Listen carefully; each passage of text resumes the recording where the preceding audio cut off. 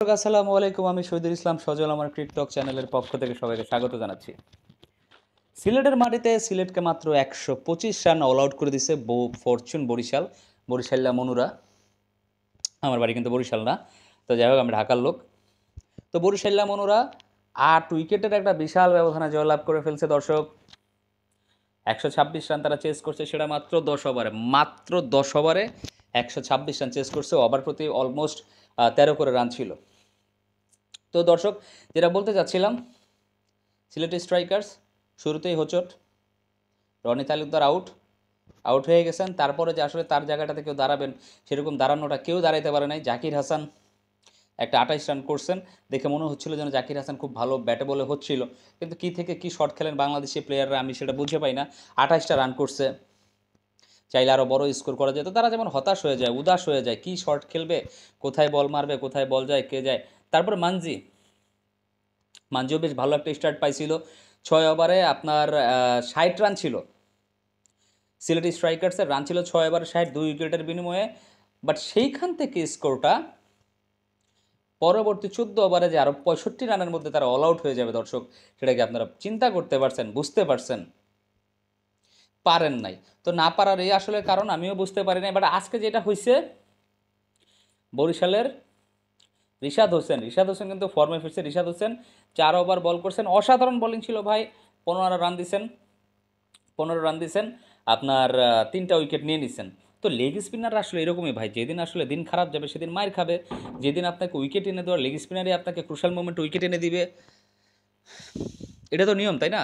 তো এই ভরসা করে যে আপনি লেগ স্পিনার মাইর খাবে, তো আপনি লেগ স্পিনারকে তার যোগ্যতা যাচাই করার জন্য তাকে খেলাবেন না, এটা কিন্তু আসলে হয় না। আমি চাই রিশাদ হোসেন, যেহেতু তিনি জাতীয় দলের সাথে ইনক্লুডেড একজন প্লেয়ার, রিশাদ হোসেন যেই ফ্র্যাঞ্চাইজিতেই খেলুক না কেন তাকে রেগুলার খেলানো হোক। আপনি যদি আপনার দলের বোলারদেরকে বা সেই পার্টিকুলার সেই বোলারটাকে যাকে নিয়ে আপনি ভয়ে আছেন, যিনি কিনা আপনার রান দিতে পারে, রান লিক করতে পারে, তো সেই বোলারটাকে আপনি আরও বেশি বেশি ওরকম ডেঞ্জারাস সিচুয়েশনে ফেলবেন।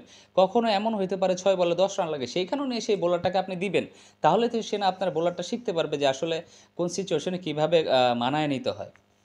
তো যাই হোক, I am pretty much impressed with Rishad Hossain আজকে যে বোলিংটা করছেন, অসাধারণ বোলিং ছিল।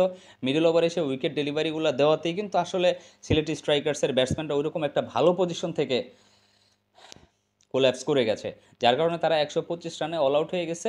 126 রানের টার্গেটে ব্যাট করতে নেমে গত ম্যাচের man of the match Tamim Iqbal Khan, Fortune বরিশালের ক্যাপ্টেন, তিনি কিন্তু আজকে 0 রান আউট হয়ে গেছেন। 0 রানে আউট হয়ে গেছেন কার বলে? আপনার হেভিওয়েট রাকিম কর্নওয়ালের বলে আউট হয়ে গেছেন, একদম বোল্ড আউট হয়ে গেছেন। যাই হোক, তো আসলে এই ধরনের কিছু কিছু প্লেয়ার আছে যারা ক্যারিবিয়ান, যারা আসলে যে কোনো ফ্র্যাঞ্চাইজিতেই খেলুক না কেন, খেললে আসলে আপনার উত্তেজনা বাড়ে। তো রাকিম কার্নওয়াল হচ্ছেন যে সেই টাইপেরই একজন প্লেয়ার, যেদিন খেলবেন খেলে দেবেন, আর যেদিন খেলবেন না, যেহেতু তিনি দৌড়াইতেই পারেন না। 18টার মতো রান করছেন, বা সবগুলো বাউন্ডারি থেকে আসছিল রানগুলা। তো যাই হোক, তো তামিম ইকবাল আউট হওয়ার পরে আসলে আহ, আপনার কাইল মায়ার্স আর হচ্ছে আপনার তাওহিদ হৃদয়, এই দুজনেই কিন্তু এক কথায় ম্যাচটা শেষ করে দিয়েছেন। কাইল মায়ার্স আজকে 31 বলে 59 রান করছেন, নট আউট। আর আপনি তাওহিদ হৃদয় করছেন 27 বলে 48 রানের একটা ইনিংস খেলছেন। আমরা আসলে তাওহিদ হৃদয়ের কাছ থেকে এই ধরনের ইনিংস দেখতে চাই। Najmul Hasan Shanto totally out of form, Tanzim Hasan সাকিবের বলে আউট হয়ে ফিরে গেছেন। তো আসলে চ্যাম্পিয়ন্স ট্রফির আগে বেশ কিছু জিনিস না বললেই নয়। আমাদের জাতীয় দলের সাথে যারা ইনক্লুডেড, যেমন তানজিদ হাসান তামিম, লিটন কুমার দাস, নাজমুল হাসান শান্ত, এদের ভাই ফর্মে ফেরাটা খুবই খুবই খুবই ইম্পর্ট্যান্ট। তো যাই হোক, আসলে ফরচুন বরিশাল ডমিনেট করে আজকের ম্যাচটা জিতে গেল, খুব ইজিলি ম্যাচটা জিতে গেল। এরকমভাবে ম্যাচটা যদি জিততেই থাকে দুই টিম, একদিকে ফরচুন বরিশাল, অন্যদিকে রংপুর রাইডার্স, আসলে শেষমেশ আমি আসলে গিয়ে ফাইনালে কিন্তু এই দুই টিমকেই দেখতে পাচ্ছি। তো দর্শক, আপনারা অবশ্যই জানাবেন আজকে আপনাদের ফরচুন বরিশালের খেলা আজকে আপনাদের কেমন লাগছে।